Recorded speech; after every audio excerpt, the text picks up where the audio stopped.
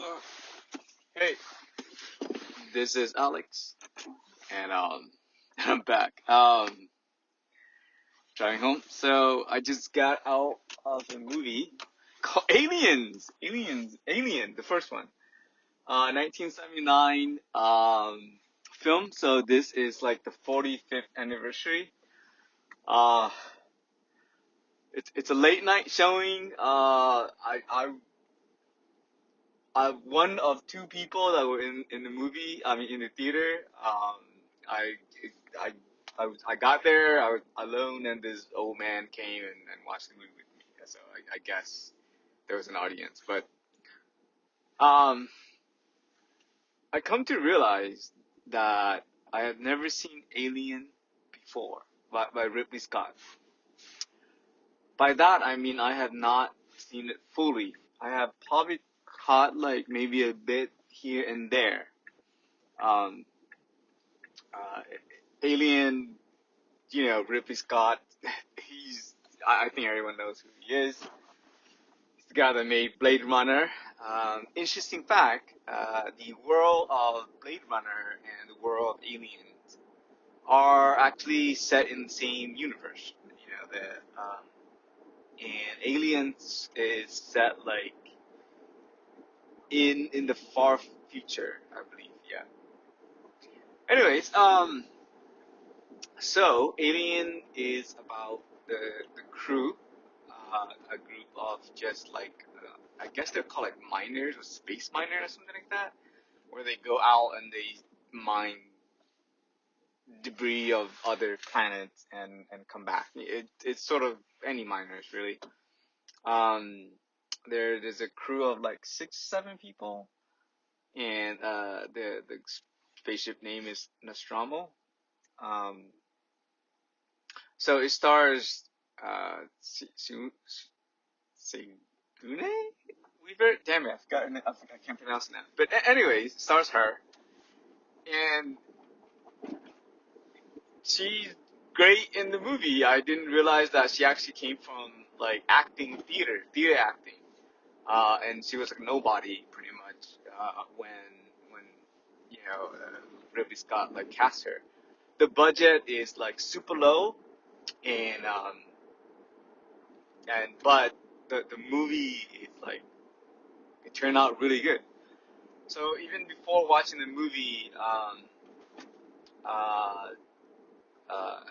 I think the director of the next Alien movie, I forgot his name, but he's making the next movie called Alien Romulus, and Ridley Scott, who's like pretty old now, like sat down and like had a talk about aliens, and I found out a few things.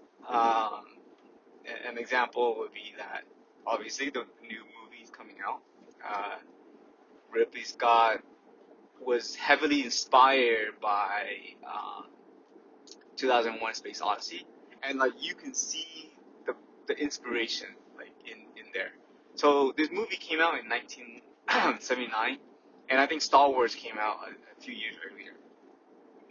So what's really interesting is that Ridley Scott also kind of like drew inspiration from Star Wars.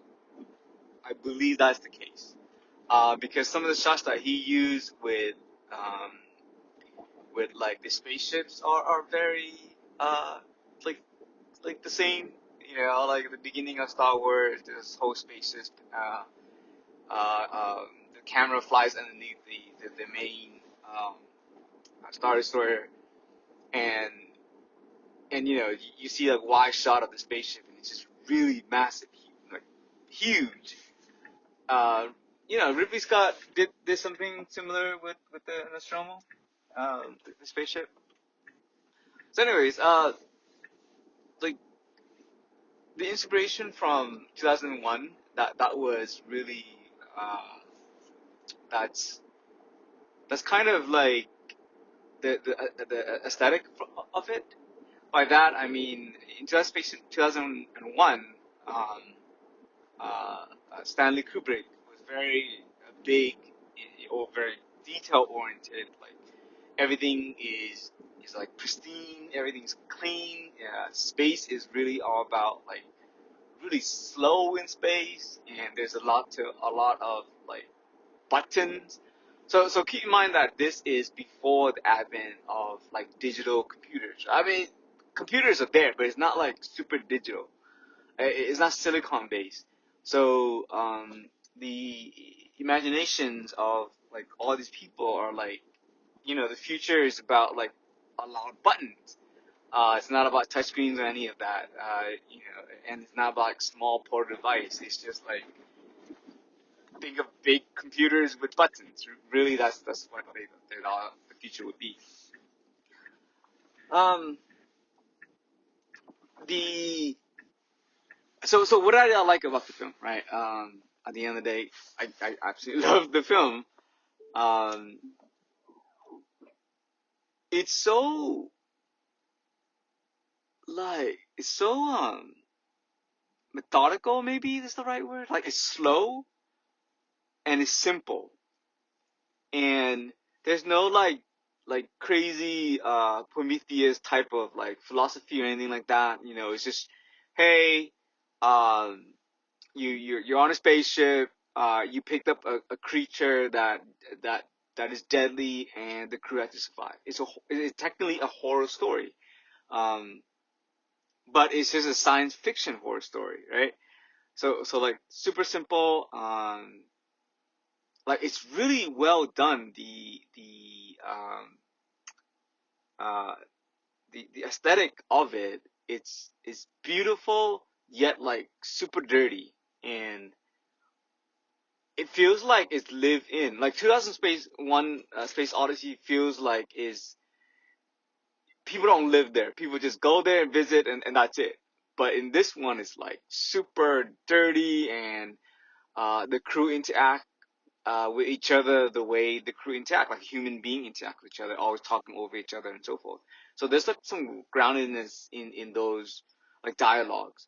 Um, the dialogue's not like clean cut. Normally in movie dialogue, someone will say something, another person would listen, they talk, and it's banter back and forth. This one, it's like everyone talking at the same time, and it's a different style of like dialogue. Acting it's cool. You kind of recognize that the crew is very like a family. Interesting fact: every alien movie has some sort of like android in it. So in this case, there is an android, and part of the fun is like figuring out who's the android. It's it's so different. Um, I don't know how to describe it. It's almost like a perfect like 70, 80 type of movie.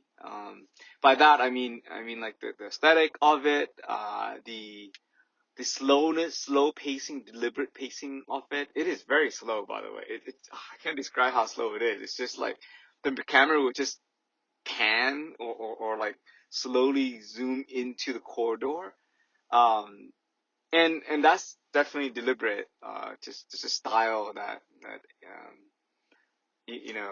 that Ridley Scott have for this film. Um, Not sure if you know, but the second movie, Aliens with the S, is not directed by Ridley Scott. It's directed by James Cameron, and his style is like super action packed kind of thing. Um, Anyways, story is amazing. It's graphics is great. I felt like some part was very it draws you into the movie. So like some part was scary, but obviously I'm grown now, so I know about the film, so it's not like there's some jump scare, of course. Overall, love the film. This is an awesome film. Like I would give it an 8.5 or 9 out of 10, and it's 45th anniversary. You want to watch it, but like if you haven't, definitely watch it. Um, Definitely watch it on a day in which you don't have anything to do, kind of thing, because you need like undivided attention to figure out what's going on and all that, and truly appreciate the art. Um, yeah, like overall, like it a lot, and I give it 8.5, 9 out of 10, or 9 out of 10.